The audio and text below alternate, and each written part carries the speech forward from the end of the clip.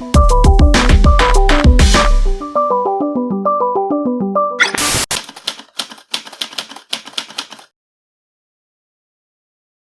Catedral de Nossa Senhora do Amparo já foi matriz, né? Quando se cria a diocese em Amparo, a matriz se torna catedral. Quando a gente entra na sacristia do edifício da catedral, existe ali uma aquarela, que é justamente uma vista em perspectiva do projeto de reforma, que é o projeto de 1929, projeto esse que é elaborado por um arquiteto que nasce em Amparo, passa a vida toda em São Paulo, com escritório em São Paulo, obras importantes por lá, mas que nasceu em Amparo, que é filho daqui, né? E que é neto do Barão de Campinas, que é um Amador Cinta do Prado, que é da época em que engenharia e arquitetura eram um curso só. Formava-se engenheiro-arquiteto, né? O Amador deixa toda a estrutura, né? Os pilares de sustentação estão hoje ainda na igreja. Embora não se discutisse com ênfase o patrimônio histórico e as linhas de preservação do patrimônio na época em que ele faz a reforma, imagine isso em 1929, né? Ele tem a ousadia, né, de deixar alguns testemunhos da igreja que ele encontra, né?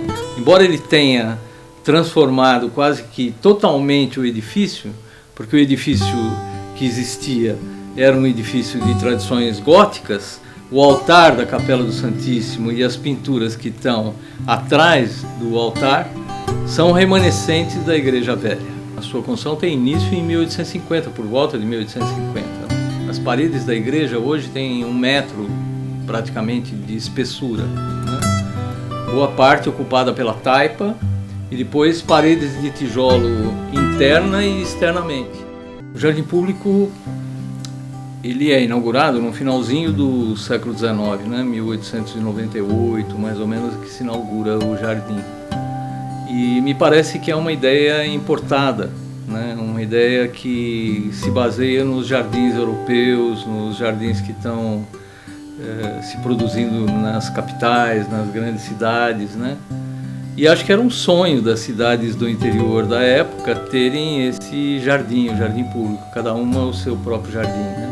Um pouco antes da inauguração, os jornais dão ênfase à inauguração, ao tipo de vegetação, aos bancos, aos prováveis passeios, né, no jardim e tal.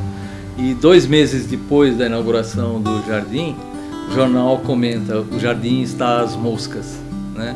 Porque o público não está preparado, né? Não existe na cultura brasileira essa preparação, né, de uso do jardim, né? O brasileiro não está acostumado a pegar um livro, sentar no jardim e passar uma tarde lendo no jardim, né? Mesmo que fosse aos domingos, aos sábados, né? Na parte mais alta do jardim havia um cemitério, talvez o segundo cemitério que a cidade teve, né? Quer dizer, os negros eram enterrados de um lado, os brancos do outro, né?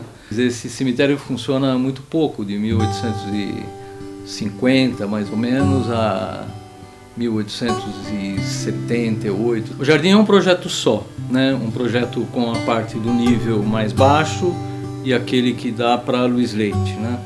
Eles inauguram em 2 fases, primeiro inauguram embaixo, depois inauguram em cima, mas fazem parte do mesmo projeto.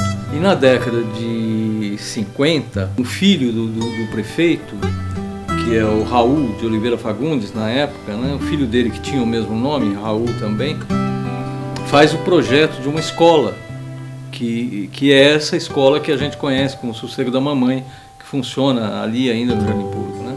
Então, um jardim que nos anos 50 provavelmente também estivesse um tanto vazio de frequência, recebe ali as crianças, né, na escola, com um projeto que se abre a ele, né? As salas de aula não são salas, pelo menos não eram salas fechadas, né?